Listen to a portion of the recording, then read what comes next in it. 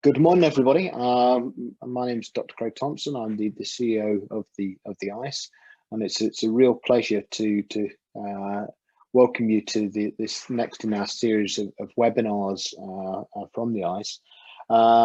This one is interesting because we always say with the ICE that we're a collegial organisation that we look to support our members, and we really encourage our members to ask us if they need support or advice or assistance. And this webinar started from exactly that premise. We were contacted by one of our members who sort of said, look, we're having a bit of a challenge organising internships. All of our particular long-term internships have been cancelled as a result of the COVID crisis.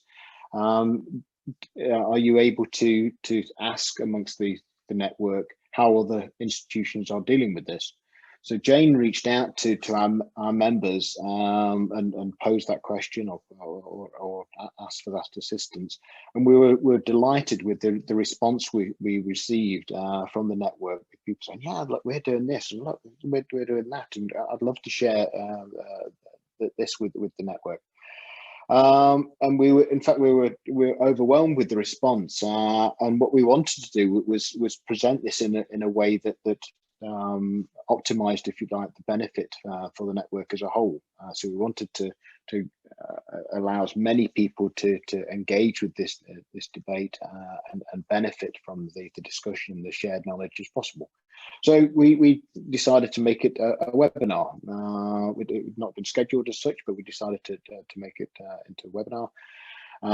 We put out the call for presenters from those people that have responded, and I'm delighted to say that we've got 5 excellent presenters, which is also the largest number of presenters we've had within a webinar, and that's just a reflection of the support that's being offered across the network. So thank you to everybody that responded to our request for support, and thank you to everybody that's obviously going to be on the panel today. And for as a reflection of the importance of the topic, we've got, I think, 75 upwards of 75 respondents from 22 organisations across 11 countries joining us today, and Jaden reports that it might be even more, so which is wonderful. So it was clearly touching on a subject that's really important to our network, and that subject is essentially sort of dealing with education under what we call the new normal.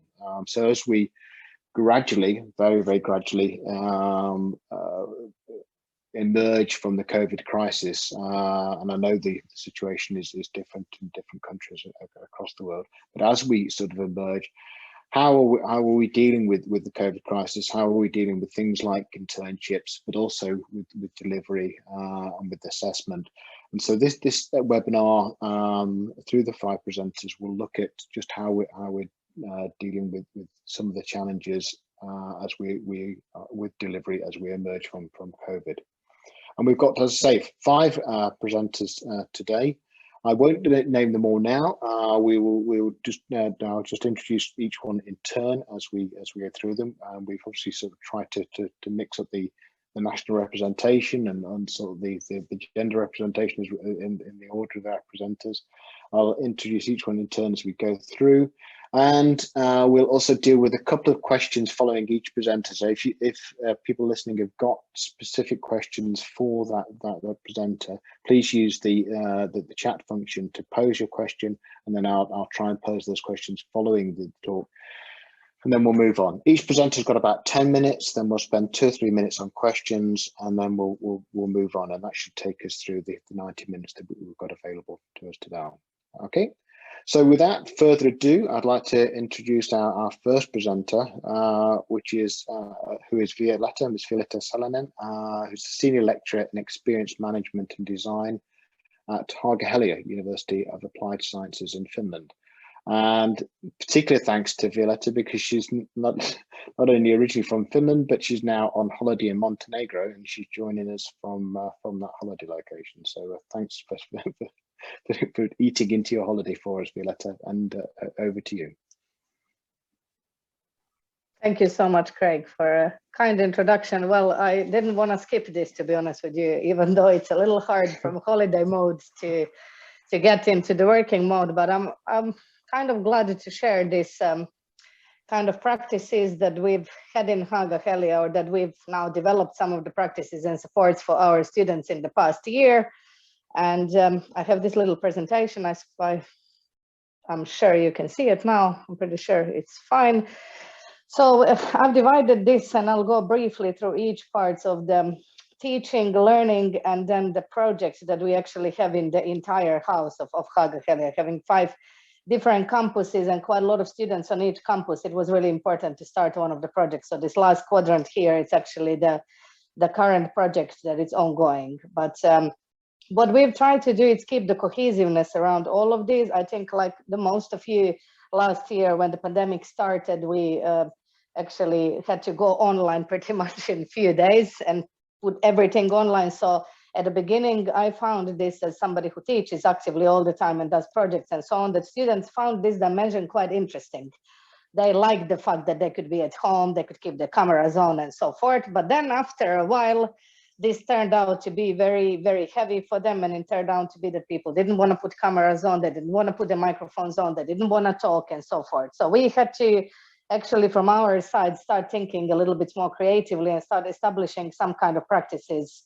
And I'm just going to share some of these practices with you today. So when it comes to our teaching, we try to keep those group teaching and discussions together with the students. Usually in our modules, we have 2 to 3 teachers, especially if we are talking about the large entities like 9 credit courses and so on. So we try to have more than 1 teacher per session that will kind of generate the discussions together with students. And one thing what we came up with actually just before the pandemic started, and then we decided to move it into the digital world as well, it's creating this educational room escapes. I know this has been a big thing in a primary education, but we thought, since I teach primarily experience design and service design, we thought this is a brilliant idea to move this entire educational room escape into the online. And we found some different platforms that supported this. And at first we were, as facilitators, making the educational rooms online because, obviously, kind of putting play and learning together, students like that. But then we realized soon after that why should we do it? Why don't we throw a ball at them? So they are the ones who actually start creating their own educational room escapes, not only for the sake of showcasing the knowledge on service design and experience design, but also for creating this for the other groups of students who maybe haven't learned or are not on as high level as they were. We then watched quite a lot of documentaries, especially if we are talking about events. There is this beautiful disaster fire documentary on the event, poorly managed events. So I think watching some of the documentaries and analyzing them and connecting them together with the theory was quite successful in our case. We also simulated a lot of competitions. I mean, we do attend a fair number of hospitality competitions globally annually, but most of them have moved online this year. So we thought that, like, why don't we create and simulate these competitions within our courses that we are teaching?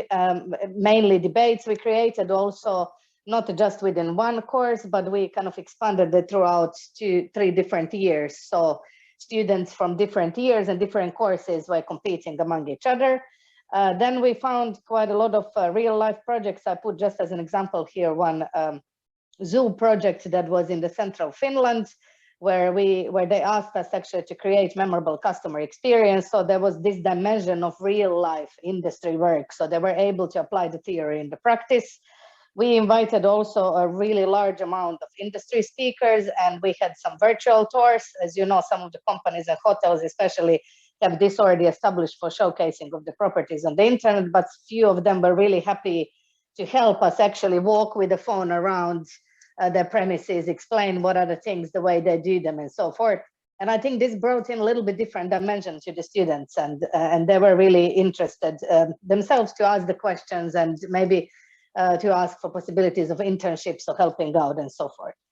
And then we created a hybrid event for a big bank called Nordea, And those pictures that you see here on the slide was actually from that hybrid event that we showcased with our students. Haga Helia very early recognized the need for creating a studio for the hybrid events. So these pictures were taken actually from the studio in our main campus in Pasila, and we created events for lawyers, kind of legal support system from Nordia, where we had 6 different countries joining and quite a few participants, and we created this kind of gamified event for them, and they really were happy about that. So that's kind of some things that we brought out when it comes to the teaching.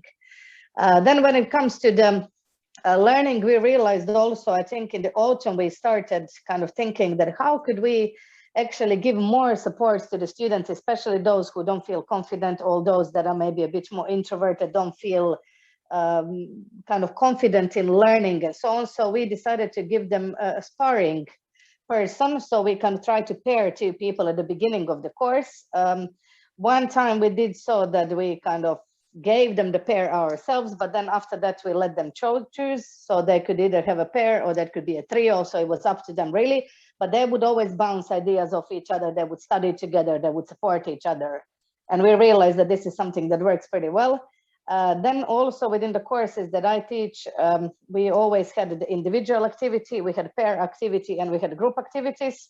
So I think in a sense of assessment for us was easy to see also how these people work individually within the group and within the pair, and also they would get needed support, especially if we are talking about the larger projects as well.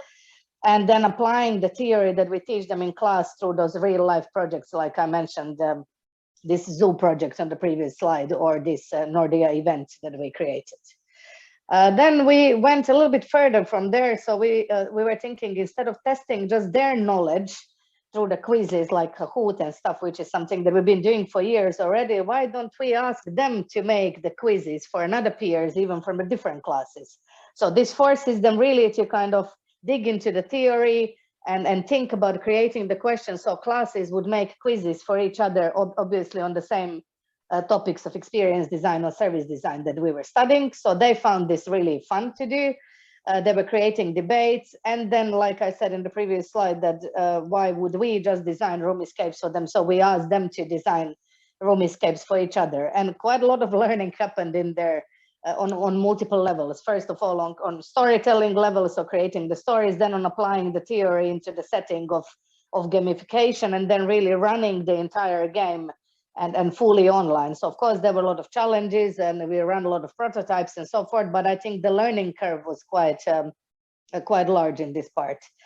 And then we realized that you kind of have the standard format. You have the presentations in class, maybe you write a white paper or some literature review and so forth, then you have a large a project, and then you always have to write a large report on this project. So we decided, instead of this report, why don't we ask them to make reflective videos of the entire process, and then the report would just be either the concept book or just the step-by-step usage of whatever it is that they were working for. And this is something that they favored a lot, and a lot of them said also helped them develop the skills in editing the videos, obviously not professionally, but nowadays there are a lot of these tools out there that you can simply use online for editing the videos. So I think this is something that will definitely keep in the future, the room escape, the making quizzes for the peers, and creating these reflective videos, obviously on top of all the other stuff that we are doing. And then the last thing I wanted to share with you is that on the entire house, we started this project that, as you can see here, it's written in Finnish. It's called Hospitality Hug Project. And this is really concentrating on the student well-being in Haga-Helia. And we decided to run this project as kind of with a service design methodology in mind. So we have both students and teachers together designing whatever the outcome then would be of this Hospitality Hug project, what type of support students were received, like finding what are the best solutions and so forth. Now we are halfway through, so we don't have yet the fully developed product, but this is something that we've been working quite a lot in the past, I would say maybe 5 or 6 months. And this is all from me. I try to keep this short and brief in case people wanted to ask some questions. Thank you so much for asking me to be a part of this.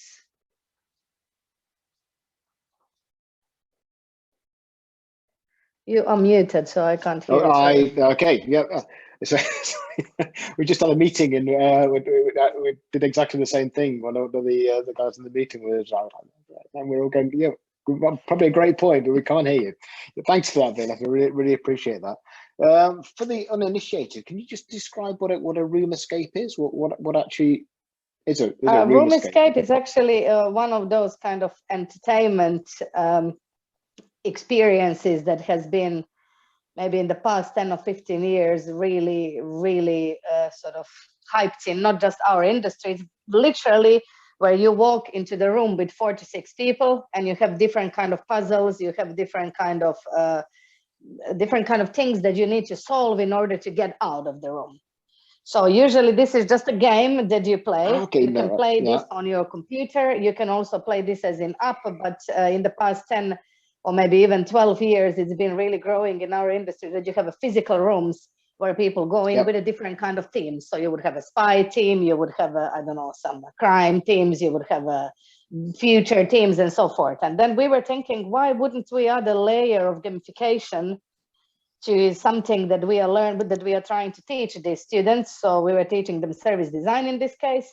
So we asked them that using the service design methodology, they had to design the room, digital room escape, where they would have a theme, but the main learning out of this would actually have to do with service design.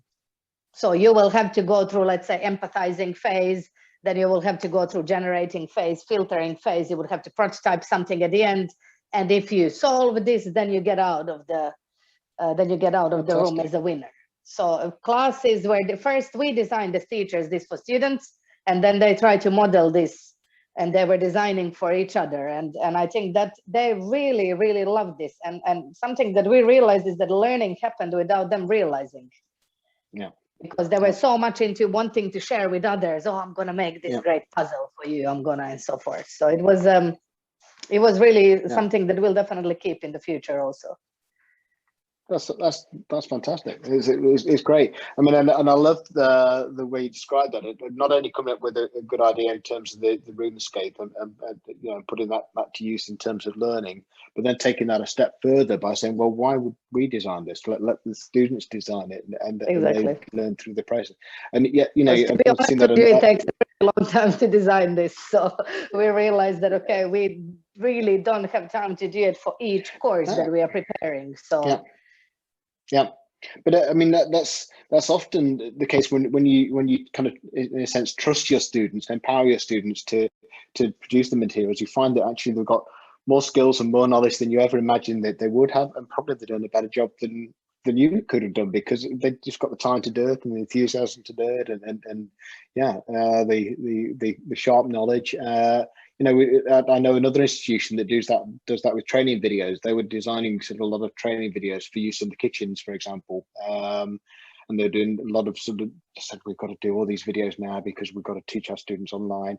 And they flipped it around and said, no, you do the training video. You do the training video to have to produce this whatever, or do this cut, or produce this this source.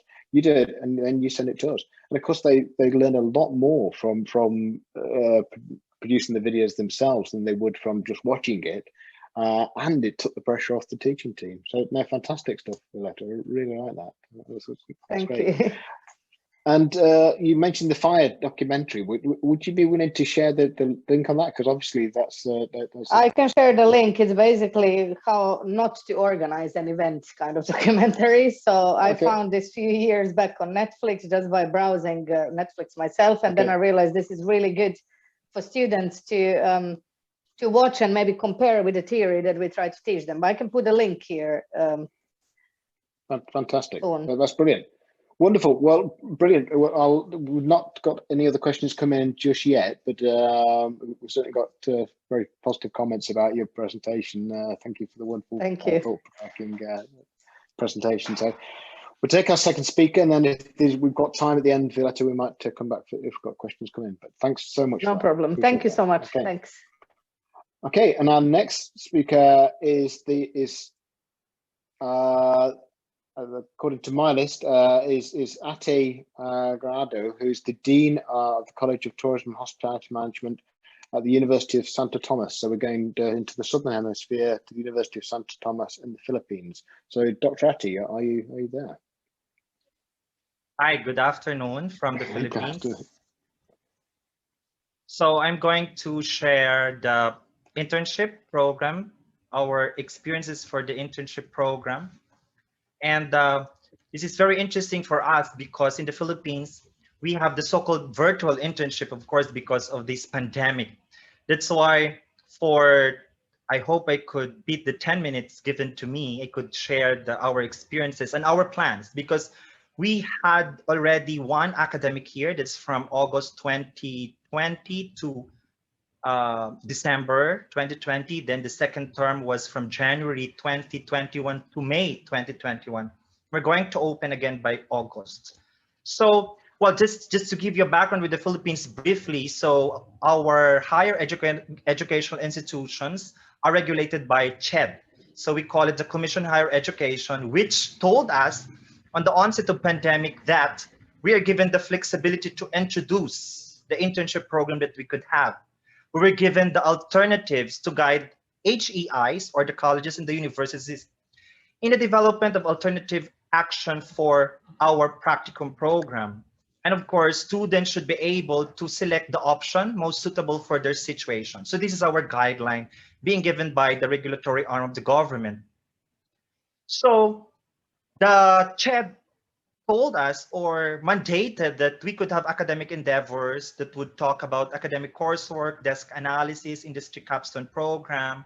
Of course, we could have also the work from home arrangements, or we call it remote practicum with practicum host companies and other qualified entities, which would consider commissioned work from home arrangements, home-based entrepreneurial business activities, and the so-called e-modular and virtual assisted program. So what did we do with our university and what are we going to do for the next academic year?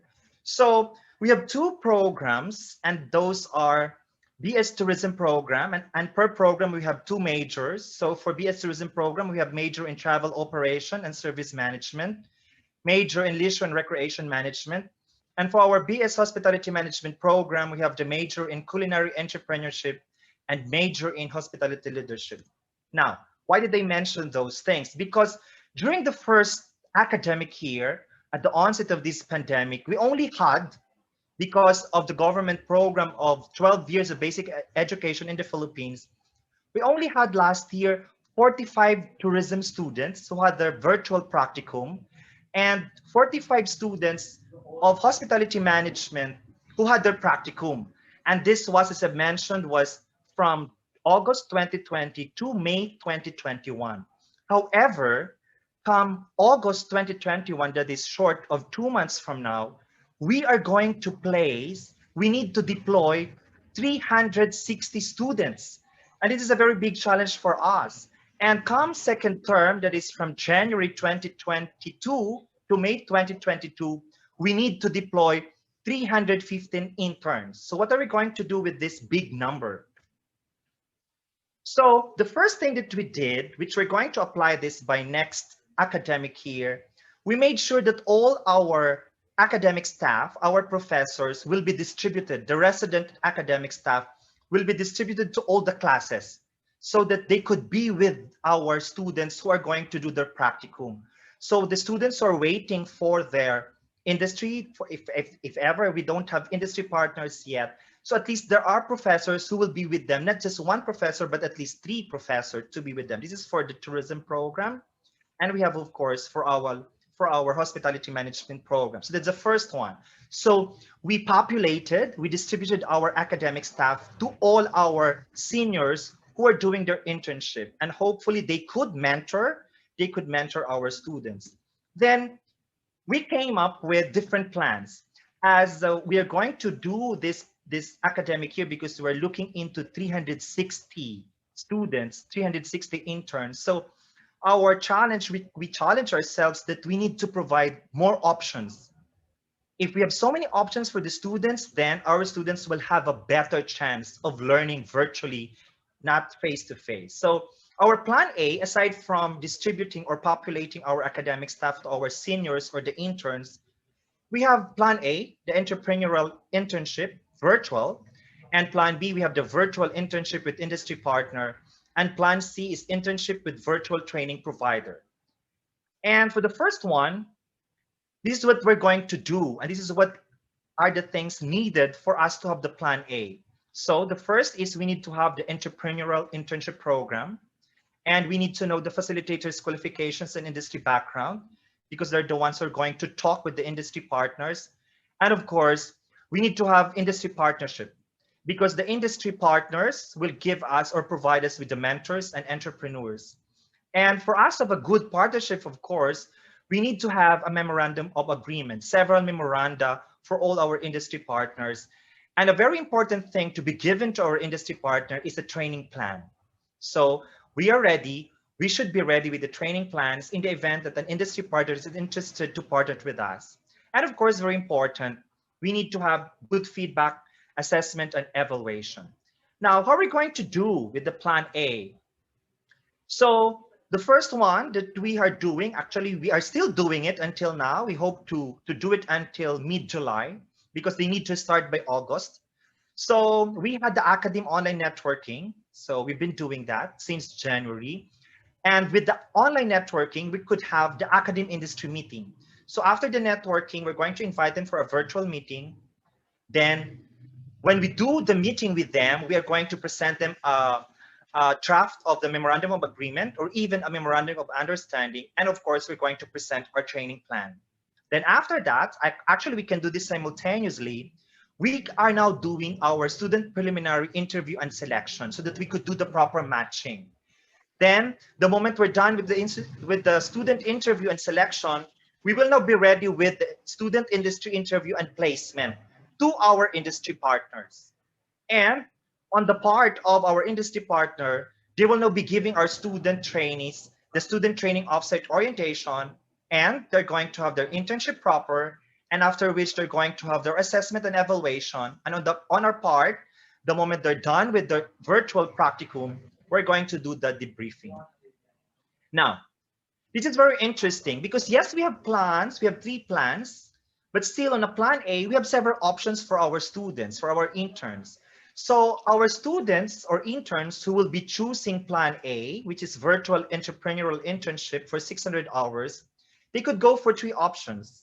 So the first option, they could have the agitation, the incubation, the implementation option. So they could have that. They could do it for 600 hours. Then option 2, they could do a special project option for a particular industry partner that we have identified.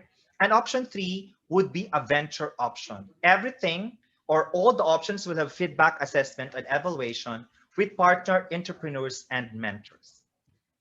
So what would be the training elements that are included in this virtual entrepreneurial internship program of our university? This would include marketing, finance, operations, which include products, services, systems, and controls, and of course, people management.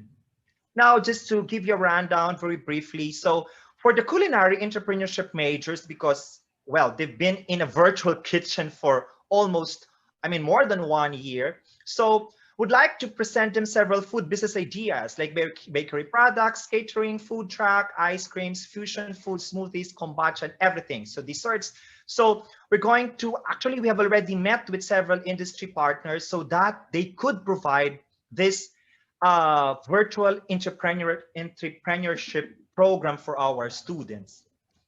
Then for our tourism management students, we have identified already tourism-oriented business ideas such as countryside yoga stay, tourist center for deaf-mute, farm stay program, event organizing, monetize YouTube channel, camping services. We even tap local heritage museum services, walk-on tours, translator services. So these are the industries that we have identified. And the moment we meet with them, we present to them the memorandum of understanding or agreement, then we give them the training plan. And the moment they say yes, then we could now match our student interns as part of our selection process. So that's the first one. Now, for plan B, we call it virtual internship with industry training partners, or we call this for traditional for 600 hours. But just to share with you, in this case, we found this quite easy because of our strong alumni network. So we tapped all our alumni who are managers, owners, or entrepreneurs themselves, and they really helped us a lot during the first year of our implementation of this virtual internship with industry training partners. So our alumni gave us, I mean, very good training. We provided them training plans, then they trained our students. The one that they mentioned, 45 tourism students and 45 hospitality management students, they went through with this one. So the industry partners, we partnered with, and we're going to partner, they will be our partners still by August, partner lodging businesses, partner food service establishments, partner event management companies. And for tourism students, we have identified several airline companies, travel agencies, open. Of course, we know for a fact that most of the travel agencies are closed because of this pandemic, but there are travel agencies operating, event companies, local tourism offices. We're very happy for some local government units which tapped our college to hire or to at least help our tourism students. And of course, few of the embassies situated in the Philippines, they ask for virtual or online trainings. Now, for Plan B, what we're going to do, of course, same thing, almost the same with Plan A. We had academic industry meeting for us to present MO1 training plan. Then we did the interview. We're going to do the interview with the students, and after which we're going to match them. And after that, they're going to be trained for the internship proper, and of course, assessment and evaluation, and lastly would be the debriefing. So for the online internship with industry training partners for 600 hours for lodging establishments. So we partnered with some of the hotels in Metro Manila for the front office, housekeeping, food and beverage, public relations, sales and marketing, finance and cost control, sanitation and safety, security and maintenance. For travel agency and airline tourism office, we're able to give them a training plan that would train our virtual or online interns for the reservations, ticketing, sales and marketing, product development, logistics, and strategic planning. And well, in passing, so these were the industry partners that we had for 1 year last year, like a volleyball program, China Airlines, Holidays and Travel, Guide to the Philippines, The Art of Travel, Journey Crafter Travel and Tours, then 2 hotels, namely Laksent Hotel and Ramada Hotel. So with Laksent Hotel and Ramada Hotel, it's worth mentioning that we partnered with them and they created the training plan for us. It's a virtual training plan for our hospitality management students. And we're so grateful that they tapped our university. And for other partners, we have Travel Elocanja, Travel Order Manila, Ties to Travel, Association of Tourism Officers of the Philippines is the one that they mentioned. So we were tapped by the local government units, the towns, cities, even provinces in the Philippines. They tapped our students to help them to prepare for the tourism master plan, and Amplify Event Company and Barnyard Restaurant. And for the last plan, the internship with virtual training provider, but this one is with the pay. So students will pay for this outside of their payment for their tuition fee with us. For Plan A and Plan B, they don't have to pay an additional payment. But for Plan C, because this is an, I would call them an outsourced provider. So this is provided by the Hospitality Institute of America, Philippines Incorporated. So for hospitality management students, they gave us hospitality management track 1, that's restaurant phase, and hospitality management track 2, that hotel phase. And for the tourism management students, the tourism management track, which includes front office, event planning and operation, information, management, and leadership. So this is an international virtual training programs developed based on industry standards in reference to higher education guidelines. And the training program is used to train hospitality and tourism professionals across more than 100 countries and currently part of the Top Hotels training plan. So these are some of the programs being used by the top hotel brands and tourism sectors worldwide. And we're able to train around 15 students last year.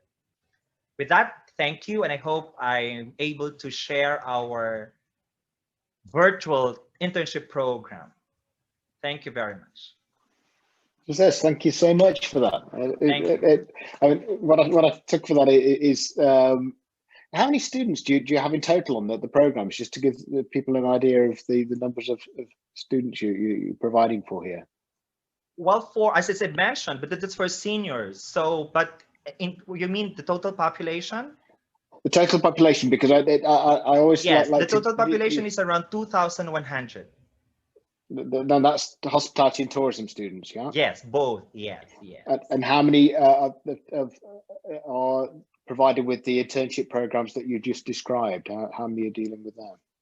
Okay, so we're going to deploy 360 students for the first term. That's for 5 months.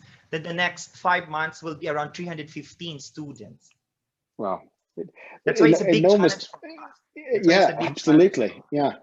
And I can see that your response has been, a multifarious sort of like response. So not just having one option for them, but offering several options and working with multiple partners. It's clearly a huge operation for you. Right, and hopefully we could add 2 more options, because we haven't placed them. They're going to have their enrollment by mid-July. So hopefully after the enrollment, we could provide them their practicum site or virtual practicum site. But again, we still have 3 options. We're going to meet them and with their parents with a town hall meeting by the last week of this month, so that we could tell the parents that, well, they could pay the last option. And of course, they have to understand that if they need to pay an additional one aside from the tuition fee, then it has to be clearly explained to them that we have to tell them that. But that's an option. No, I really like it. So I like the variety that you've managed to draw upon, and also like the fact that you used the alumni network, because that's such a valuable network in trying to find these. They help us a lot. They help us. Even fantastic. Our alumni who are based abroad, they're helping us. So that's fantastic. We ask our alumni, the chefs who are based at Dubai, chefs based at the Middle East, even in States and Australia. So we're asking them if they're managers and they're willing to take at least 3 of our students to mentor them, then we would welcome that. That's great. Thanks, Joseph. Wonderful. I'll move on to the next presenter, then we'll come back if we've got questions at the end. Yes, my pleasure. Thank you. Now we have Ms. Alina Spurth, who's the account manager for the placement office at the Hotel School The Hague in the Netherlands. Alina, are you there? Yes, thank you so much, Craig. It's great that we're able to share our experiences here. Let me start immediately sharing my presentation because time is running up, and obviously I'm very happy that Yolanda is also willing to share her experiences here. 1 second. Can you see yes, I think you can, right? Yes, we can. We can see that. Wonderful. Oh, wait, this is the end. That's not correct. Wait. We can work backwards. It's okay. Yeah, I know. There we go. Now I'm going to start again. All right. Well, for all of you who are here, I'd like to share what we've been experiencing. And actually, when Violetta already was referring to the shock when the pandemic started, it was a tremendous happening because we asked all students who just left for their internship to suspend their internship abroad. Because we felt, nobody knew what was going to happen. And since we have 2 internships in our program, and especially also for the second-year students who just rounded off their first year on campus, we felt, okay, this is not the right moment to have them still abroad. So we decided already on a Sunday to ask everybody to come back. And then, indeed, within a week, all educational activities were back online. But we had also about 180 students only for their practical placement who returned back to their home country. So we thought, okay, this is tragic, because obviously this is one of the highlights of the program, to go abroad and work in a beautiful resort within our industry. And now it was not there anymore. So we felt, okay, what are we going to do? We can decide to either give them some assignments, because we clearly didn't want the students to have any backlog. So we set together a team, together with placement office, education, a great student assistant, where we also sat down and we said, okay, let's make a plan and think about a virtual internship in a different way, as Dr. Etty described, clearly from home. And I'd like to start to share a video, 1 minute, where you can get a first impression. Due to the COVID-19 regulations, there was no school, but also no internship, which was a great setback. The industry project was a great replacement for my internship, because every week we did different assignments for different companies, so there was a lot of variation. Our way of working with the students was very different to the normal setting. For example, they were working directly with us as a leadership team. On a weekly basis, we had to work with the new case company, providing them with consultancy on problems that they found. I think the new form of internship is a great way to achieve much more in a shorter time. We work with different companies that expand our view of hospitality. We definitely gained a whole new perspective on hospitality. The end result was actually much more than we asked for. So we had to be extremely resourceful, extremely creative in order to really give value to a company within a week. We were very impressed with the students, looking at their communication skills and also their professional attitude. The idea is so great that we're putting it into action right now. It was 1 week of great energy. All right. So clearly what we decided to do is we said, okay, let's think of how to help everyone involved in this. But clearly we didn't know if it was the right moment to actually go back to our industry partners while they had to shut down all their properties to involve them in this project. So we decided, okay, we need to think of an alternative of that. And we said, okay, why don't we think about a project, hands-on projects, where the students can work in teams.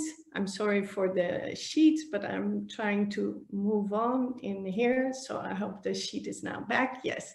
So students are about to work in teams of 5, 6 students, and they can do any kind of hands-on projects for the industry, for a specific client. Actually, all the assignments that we received when we reached out to our industry partners, and indeed, like Dr. Etty also mentioned, our network of our alumni was very valuable. And actually, everybody was really helpful and wanted to support us. So we said, okay, students can really help you with hands-on activities. And most of all, it's real life projects, mostly different from what they learned in the courses during the first year. So we got an enormous range of partners that actually supported us. We were one of the first that really reached out to them and say, can we do something? We want you to meet with our students in 1 week time, 3 times. So we made it very clear, easy to work with a concept where we said, okay, 3 contact moments, give them a project that you need help for, and they will make sure that they will help you out. So from startups to individual properties, to new companies outside of the industry, everyone was supporting us, and which was actually a really successful project as such. So as you could see the statistics, we've been doing the industry project until today, actually, clearly due to the situation in our lovely industry. But we've been evolving this industry project because in the first, last year in April, we started, and we had 10 weeks of an additional virtual industry project. And after that, we had another batch of students ready to go on internship, and we had to decide something for them as well. And then we adjusted where necessary, and also based on the feedback that we received from the coaches, from our clients, but also from the students themselves. So as you could see, we could not have done that on our own. We really needed the support of many, many people. And yeah, we're very proud of that. Yolanda, you just briefly saw her already in the video, but she's here. So Yolanda, maybe you want to share a little bit from your side, how you experience it. Yes, sure. So with the premise that I have 7 years of experience in the hospitality industry, for me, it was completely something else to go from the operational part of the industry to really working with managers and CEOs of companies and learning how to communicate with them, learning to present an idea that is coming from us. So to really sell the idea to the companies to solve their problems. So for me, it was a very valuable period because I trained other skills than the ones that I would have trained during the operational internship. However, I have a lot of experience in the operational part, but there were students that never worked in a hotel or never had experience. For them, I think it was really a pity to not have this experience during their study. But as said, they trained other skills, and maybe they can go back in or train these other skills in another moment.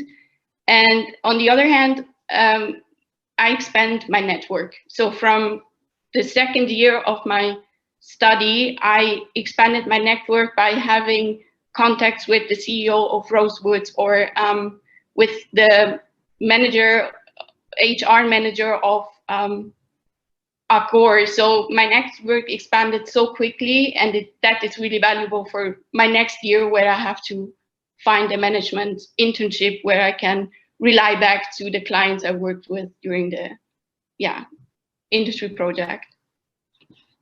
Yeah, very nice. Because, you know, I think every student was very skeptical because indeed you could not really have the same experience as if you were abroad. Also in the start, it was not always easy to have everyone in your team also on board. Is that correct? Yeah, that's correct. Because we were coming from a year living with 16 people in one house to really go online, and also training and be able to communicate with our team members online, living in all over the world with time problems and trying to find the time that's suited for everyone. That was also a challenge at the beginning, but as soon, I think after the second week, we knew what to do and managed to finish all the assignments that we got from the companies on time, and with really valuable feedback from the companies how we could change our way of communication or presenting also the PowerPoints that I will take with me for the rest of my study and my life. Yes, absolutely. You know, Yolanda, are you still able to stay for the Q&A with Craig? Because we agreed that you're going back into another course, but I'm sure Craig will have some more questions for you. So let me just round off the final parts so that we can go over to the questions. Thank you so much. Yeah, just to share with you, because obviously, we asked the industry partners constantly on feedback. They had on Monday a briefing with the teams, on Wednesday sometimes the mid-evaluation, and at the end of the week they had a final presentation of the students.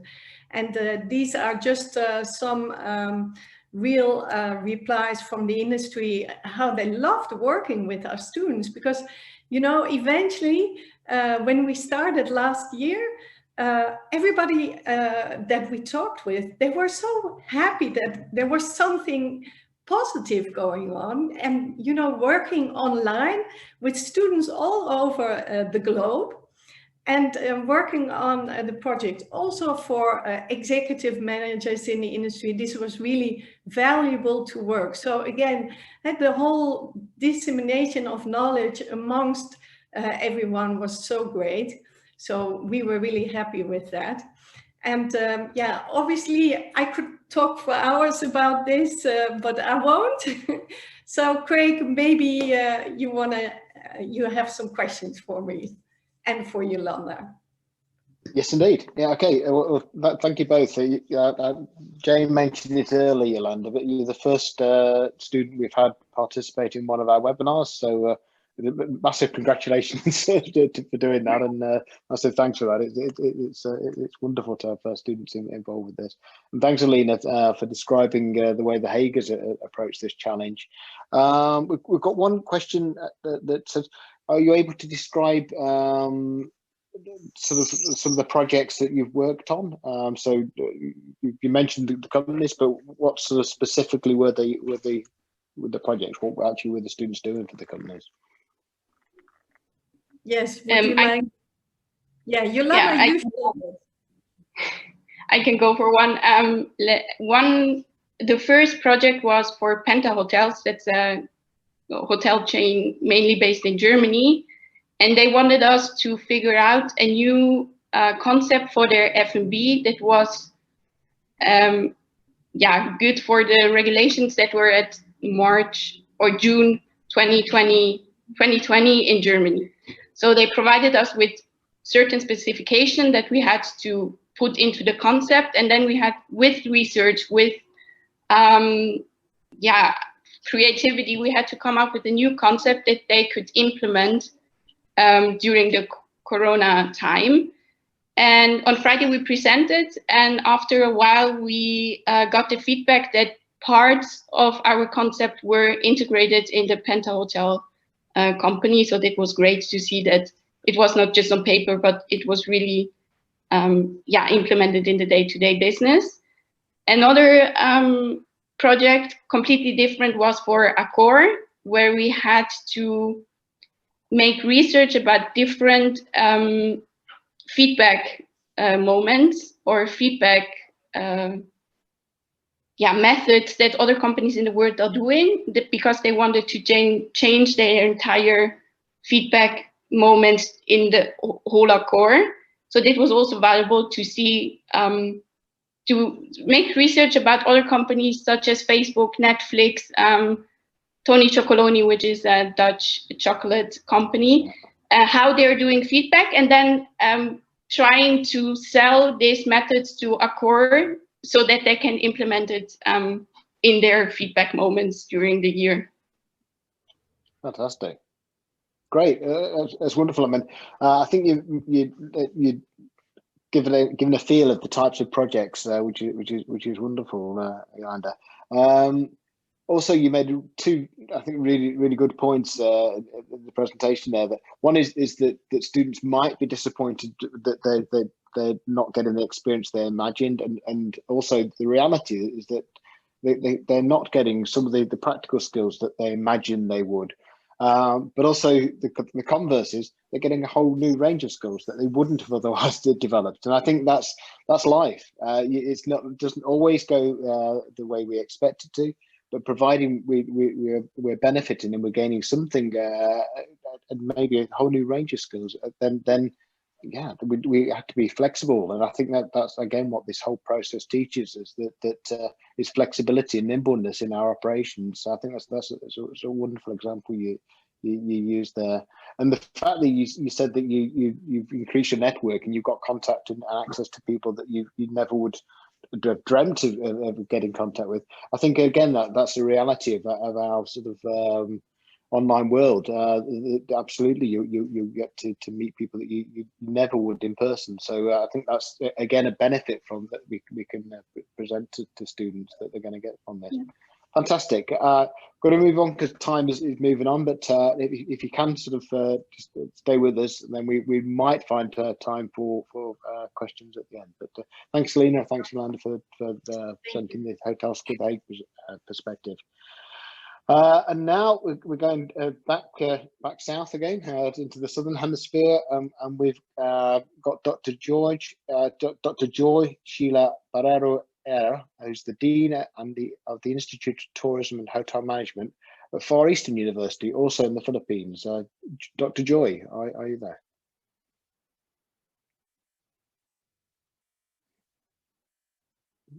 Joy? Yeah, I think she's joining us. Yes, she is. Hello, good afternoon from the Philippines, Dr. Craig. Again, thank you for inviting our university for in terms of sharing our teaching and learning experiences, especially during this pandemic. So allow me to share my screen. Okay, so we are from the Far Eastern University, Institute of Tourism and Hotel Management. And I'd like to also say hi and good afternoon to my fellow presenter from the Philippines, Attorney Juses. Basically, we had a similar experience in terms of the government giving us or allowing us flexibility on how we're going to address these challenges. And for our university and our institute, we look into how we can utilize resilience as a model in adapting and transforming our ways of teaching and learning and doing things, you know, in addressing this pandemic. So our university has 6 campuses. Our main campus is in Manila. We celebrated our 93rd founding anniversary this year. And the theme of our anniversary is Braving Boundaries. And in our university, we are the youngest institute. We have 6 institutes and we celebrated our 10th year. And their theme is Braver and More Resilient ITHM. So at the onset, when the pandemic hit us, so these are the programs that we offer. We have the Bachelor of Science Hotel Restaurant Management with specialization in culinary management and hotel operations. For tourism management, we have travel and tour management and events management. So when the pandemic hit us last year in 2020, first we had the volcanic eruption, the first quarter, and then the pandemic hit us by March. We had a series of lockdown. And then before the year ended, we were also hit by a typhoon. So those were the challenges. So we want to contextualize how we are addressing this in terms of the calamities and the catastrophic events that hit us. And we know that the tourism industry is extremely vulnerable with these external forces. And that's why we look into resilience as a model on how our university and our institute can cope. We also factored in the setting in the Philippines. There's a lot of inadequacies and inequalities in education. A lot of the lockdown affected our plans and operations. And in the Philippines, we're one of the lowest in terms of internet connectivity in Asia. But of course, ironically, we're also called the social media capital of the world with 76 million active social media users. So the government issued a guidelines, that's a Commission on Higher Education, in terms of flexible learning. So it has to be learner-centered approach, data-driven, participatory. We have to come up with a learning continuity plan and the development of a consortium or collaboration with, of course, the industry and other academic institutions. Now we look into the resilience model, and in fact, we came up with a lot of researches on resilience. And we know that we can define resilience as resistance, bounce back, adaptation, and transformation. But in our university, we look into resilience as something that adaptive, inclusive, of course, innovative, and we want it to be sustainable. So just to share our experience, in our university, we adapted 3 modes of learning because we want to address the connectivity issue. So we have the mixed online learning, which is a combination of synchronous and asynchronous learning.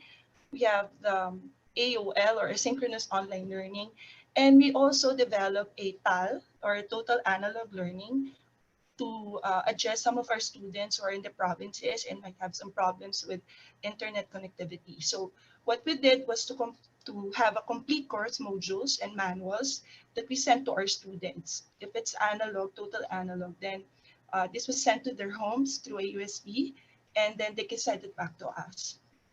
So that is how we address it. So it's a Canvas. Our university, even before the pandemic, adapted this learning management platform where all the learning modules, exercises, assessments are uploaded through this learning management platform.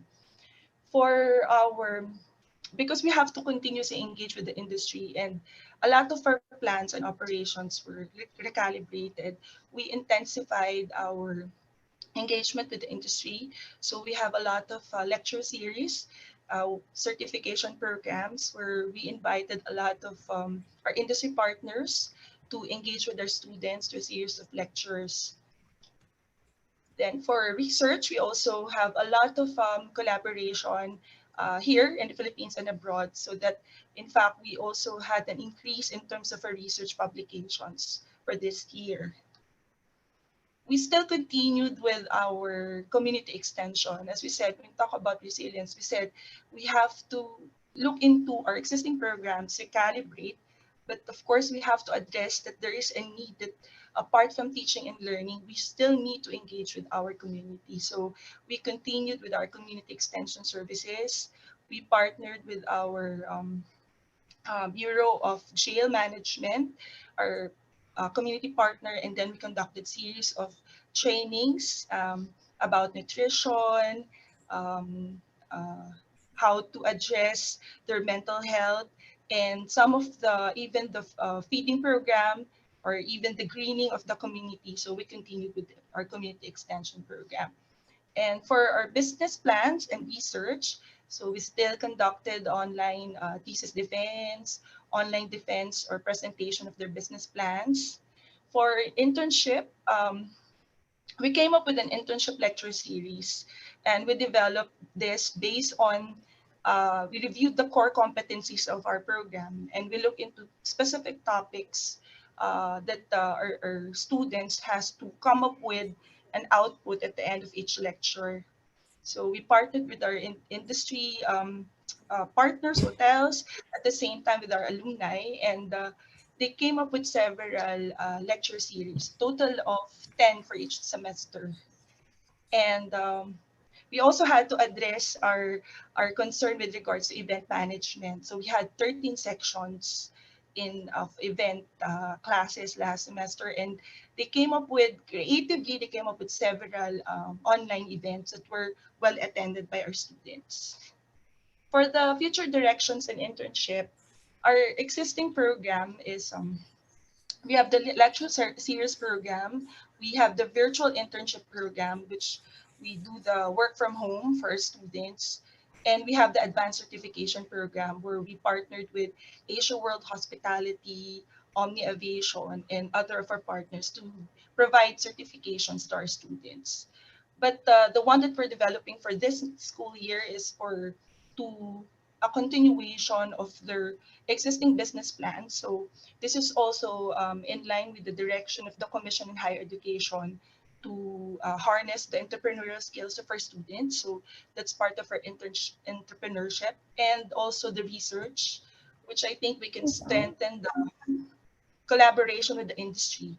When we met with the industry through our stakeholders industry advisory board, they actually mentioned that they're waiting for us to come up with a proposal in terms of research or any collaborative work that we can do with them. So and we have started this through with the League of Municipalities of the Philippines and also one airline, Malaysian Airlines.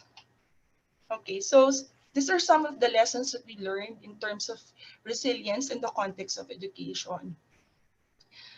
we know now that learning and teaching is really student-centered, and we look at our students' active agents of learning and meaning-making. And as we come to terms with the changing landscape of tourism and education in Asia, we know that research will play an important role as basis for future actions and decision-making. So when we talk about resilient strategies and redefining education, we look at it from a long-term perspective or sustainable. It has to be adaptive or looking into the situation or the present setting here in the Philippines, and of course what's happening in the global setting. Has to be inclusive. That's why we strengthen our ties with the community, and has to be continuously creative and innovative. There. So the education landscape is changing, and we are active agents in creating these changes. These changes are happening at all levels, and our university will continue to rethink on how we can be sustainable, adaptive, inclusive, and innovative as an educator and as a member of our respective institution. Thank you very much for allowing us to share our experience during this pandemic. Good afternoon. That's Joy. Thank you so much for that. I think we had a little problem with your slides because I'm not they seem to lock. But what we'll do, if you send your slides to Elise, we'll make them available on our website so people can look through them. So we do that with all the panelists.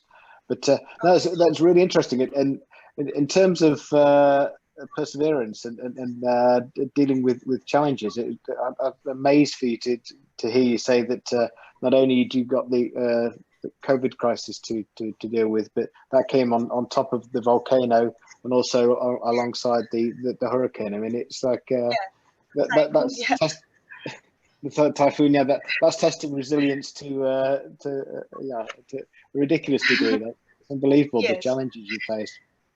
Yes. It's interesting also what you mentioned, I think, about also dealing with students that haven't got access to technology of one reason or another, and therefore you need to send them the details on USB sticks, because I think it's too easy to take for granted that everyone will be able to access information online and be able to deal with things in a technological way, and we have to realize that that's not the case everywhere. So yes, that's correct. really, that's really why, yeah. We so have you to sent out US, yeah, and you mentioned also that you worked with the community. How did you connect with was it through community groups, or who in the community did you approach?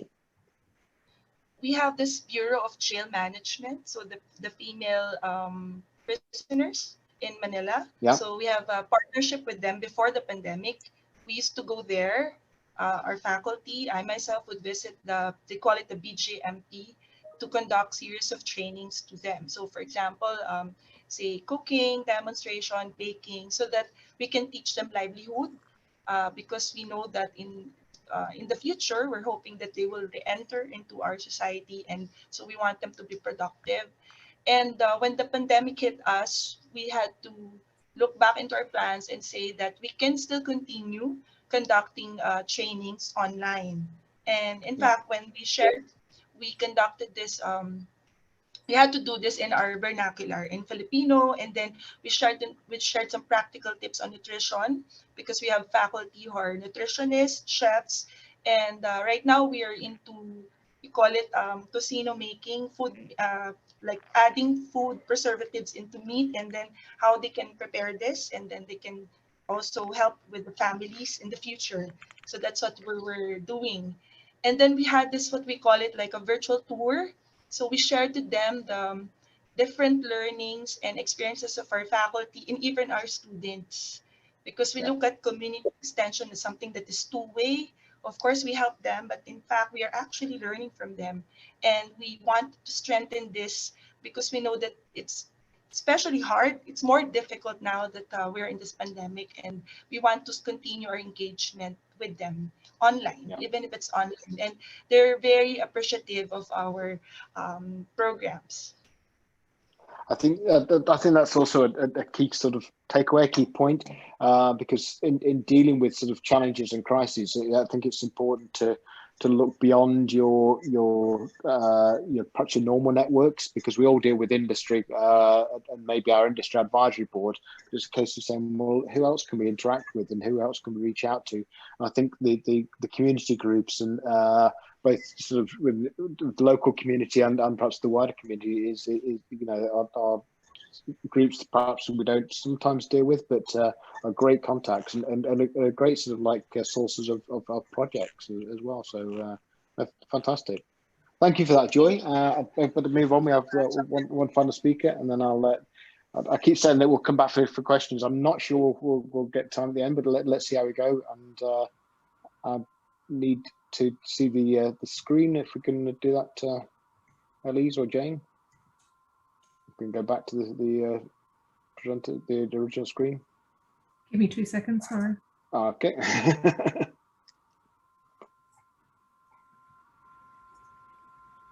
Oh, it's not letting me stop.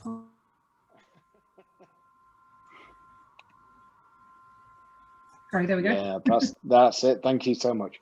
Okay, lovely. And thank you for your patience, Dennis. The last presenter is Dennis Peterson, who's an instructor in hospitality back in the Netherlands at Breda University.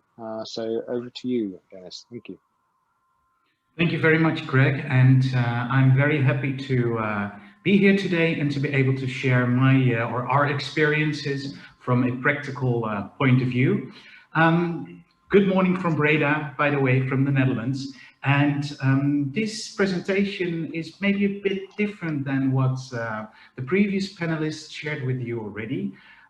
Because we're not talking about internships over here, but we're talking about practical education on campus, so within a school environment. And when I got asked to share my experience, I came up with the title Once Upon a Time, because maybe if you have a look at my slide now, that's me explaining something about wine, in this case, to a student within a very practical setting. And once upon a time, this was quite normal, and we considered it normal, and it was just a thing we did, and we actually did not know how special it was to be able to be together, to not have social distancing, to not be wearing mouth masks, to not do things online. So today's story is basically about what we did for practical education during COVID. And I'll start off with explaining the setting. I'll have a look at the plot as well, and I hope to end with a happy ending, basically, in today's story, just to see what our outlook on the the future of education is actually. Just to get you started, to give you a heads up, the setting that we're talking about in this case is a training company, so an in-school company that simulates a hospitality company. It's called Sibilicious, and we have multiple departments in there.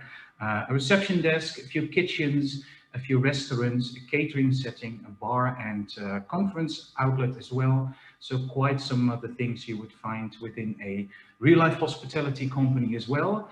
We cater to first and second year students, and our first year students are normally 3 weeks within this practical setting, and they act as operational employees to get to know the practical side of our business. So they are waiter, they are cook, they are front office agent, and that's more or less it. 3 weeks, quite a limited amount of time, as you may notice over here. In the second year, our students are responsible for one of the departments, a so-called managerial position. And during those 2 weeks, basically, they have the chance to run this outlet, this department to their liking, all the way from financial decisions to dealing with staff, choosing menus, and so forth. And you can imagine that when the pandemic hit us just a few years or a few months ago, when was it, March 2020, we went into a strict lockdown. Boom, just like that. And for us, we did not have anything prepared. I can imagine that if you run a course in marketing, you probably have a presentation that you could share easily online as well as in a classroom. But seeing the fact that we give practical education, our setting was the education. So we needed to come up with an alternative. And actually within 1 week, we were able to create something online for replacing those practicals. And we're talking about an e-learning over here. So our students went through movies, infographics, questions that they had to prepare before going into a live session with one of our practical teachers. And that basically meant that during that live session, the subjects from the e-learnings were discussed. So for example, cutting techniques or baking bread, but we also tried to incorporate interactive elements in that. We, for example, had a bread baking competition. So our chefs send out a question to our students, who makes the best bread? They set some terms and conditions for that, and our students were able to engage with that from home as well. That was when we had a strict lockdown in the Netherlands. We also had a situation in which there was an exemption for practical classes, so we were able to host limitedly an amount of students at school for practical education, which we did by means of a bubble. So that meant that we would only allow students for practical education in our campus. The question then, of course, is, okay, you've got the students, but in a hospitality setting, you also need guests. And what we came up with was basically that the students would be their own guests. We call this an auditing module. So the students had to critically review what they did. They acted as guests, and they had to write a review about their experience that was discussed as well, to make sure they don't just come to school, visit a restaurant, then go home, but they went to school. They had to really think about, what do I actually experience and how would I improve this?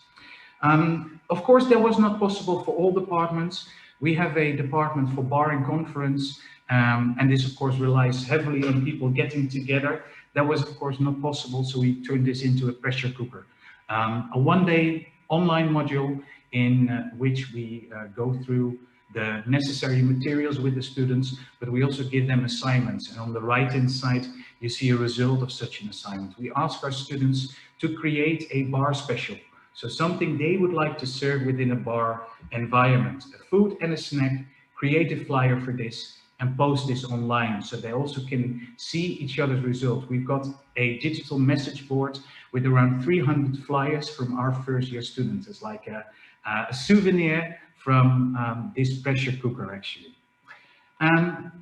And then after that lockdown and after the switch to online education, we basically asked ourselves the question, what can we keep from this? We created lots of materials, we created videos, we created infographics, we created presentations. Okay, we can toss everything in the dumpster and go back to normal, but we ask ourselves the question, we've got all the materials now, what can we actually do with this?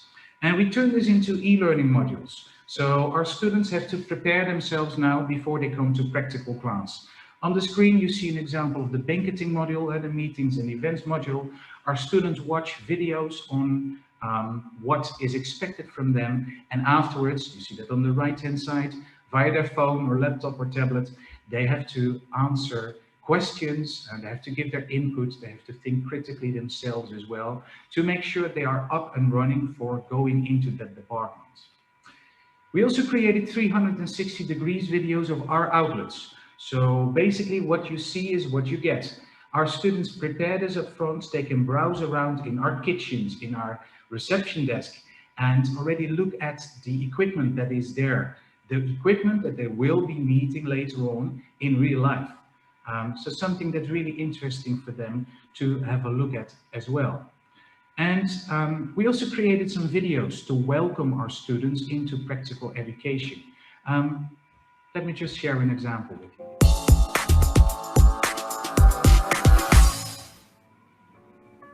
Hello, we're going to make a little general tour through the kitchen that you'll be working in shortly.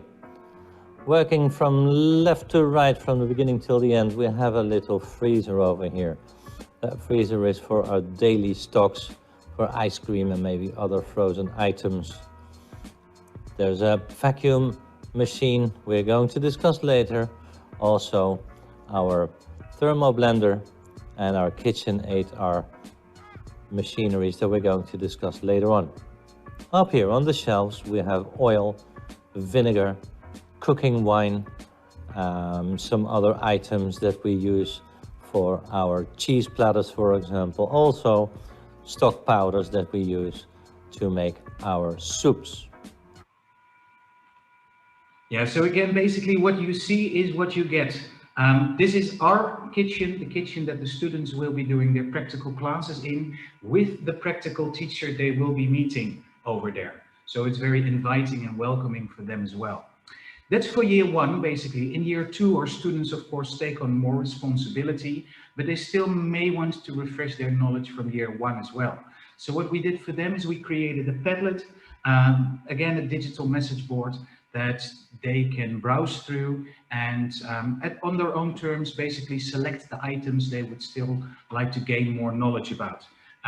That's practical, so for example, cutting techniques, but also social. So for example, how to give feedback or how to conduct a proper training. So does this mean the end? Well, for us, it doesn't actually. For us, this Corona pandemic brought opportunities as well. We had the chance to basically reinvent practical learning instead of just at school being in a department and that's it. We turn it into hybrid learning. And that's also what we're going to keep. Students need to perform an e-learning before they go into practicals. This is mandatory in year one and voluntary in year two. And we found out that this works really efficiently because we as practical teachers have more time to engage with the students instead of just explaining them things. It's welcoming for our students as well. They can prepare themselves. If they have limited practical experience, they feel more comfortable because they have seen the department, for example, in the video already. It's in the video also, our students can pause us, they can rewind us, they can replay us, they can fast forward us as well, but I don't hope they do so. And it's really structured as well. One place for the students to find their information. What you see is what you get. So are we going to live happily ever after in this story? I hope so. And what I do hope as well is that besides we're asking our students the question, what did you learn? That we also as educators ask ourselves the question, what did we learn and what can we use? Thank you very much. Thanks, Dennis. That's excellent. I really like the different approach and the different focus of that. So genuinely then, reflecting on the experience of Breda, do you think that you are better educators as a result of this this process that you've been through over the last 18 months or so? I would say so, yes. I think that this situation has let us think through what we actually offer within the curriculum and how we offer that to our students. Absolutely. Yeah. I think that's such a strong message because, I mean, as you said, particularly possibly within sort of traditional areas like kitchens, we've done the same approach for years and years and years, and you believe, well, we've done it all this length of time, it must be good. Look at how many students we've graduated through doing it this way, and I think everyone believes that what they're doing, of course, was the best it could be. And because of the crisis, we've been forced to look at how to do things differently. And it's interesting what you say, that coming out the other end, we're going, actually, you know what, we're even better. You know, I think that's a real key lesson from it. That's really good. Yeah, excellent. We've got one question. We've got 3 minutes, and I've got a question specifically about culinary internships and what sort of culinary. So, how can you do a culinary internship virtually? Has anybody of any of our panelists got an example of for students on a culinary program undertaking an internship in a virtual way? Does any of the panelists got experience of that? I think that was in relation to Joy's it was, yeah, presentation, if I remember that correctly. It was Joy's, but I'm just wondering if anyone's got an experience of culinary students doing a virtual type internship. It's gone quiet, yeah. Okay. What we'd do, because I'm very aware that time is running out, and we always say that we do want to end specifically on time. So I won't take it to other questions. We'll leave it at that. I'd just like to thank all of our presenters, which is Violetta, Jaziz, Alina, Jolanda, Joy, and Dennis, for your fantastic presentations. Jane's got a hand up. Jane, yes. did you want to? Sorry, Chris, Christian would like to speak. Okay. I just have to change that. He would just like to speak on his culinary experience. So if I can just. Okay, all right, that's brilliant. If we've got someone in the last minute that can say something. Hope I've got the right Christian, so I will promote him to panelist. Hopefully he'll be able to join.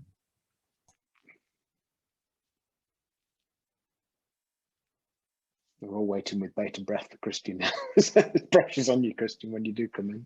There we go. Christian, can you hear us? No, can you speak?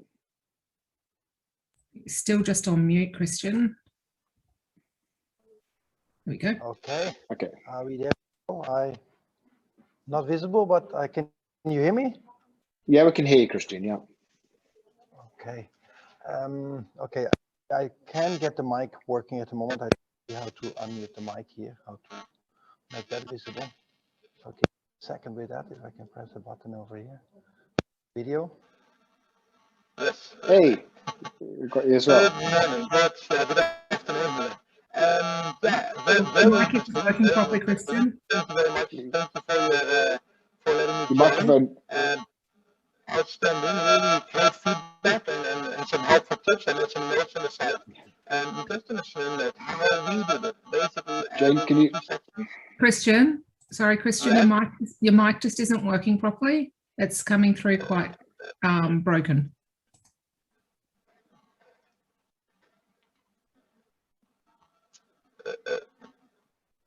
No. Are you able to try without the earphones? When you first spoke, it was actually quite clear. Is it possible now? No, it's still. No. Are you able to maybe hold it up to your mouth, the microphone up to your mouth?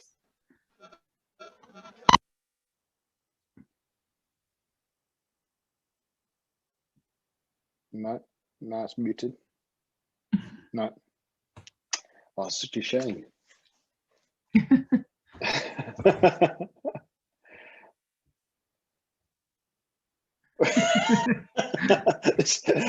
This is real life online webinar. It is. That's dope. Yeah.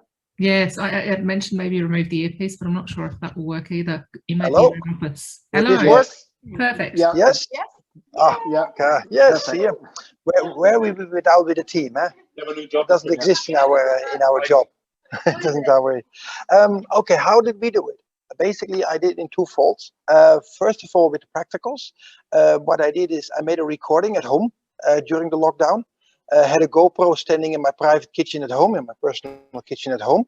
Recorded the whole scene, gave it to my team here. They edited the whole thing. It was basically down edited to about 45 minutes. This was sent to the students basically by online, and they could download the whole video. And then they had to actually go and buy all the products. So they had to actually get all the products, buy all the products in the supermarket or get it delivered. In fact, in the beginning of the lockdown, it was very serious that even we couldn't leave here. And some people didn't even have materials at home, for example, to cook. Some people had a stove, but they didn't have an oven. So in this case, what I did is basically I ordered the ovens online and I got them delivered to their house, to their personal house here over the different Emirates. And that's how we got around with that one. Then they basically did the cooking.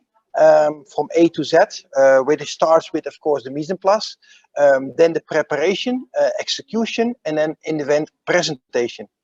What was very interesting, and that is absolutely also new for me, and the younger generation picked up much quicker than I expected, is that they used InShot.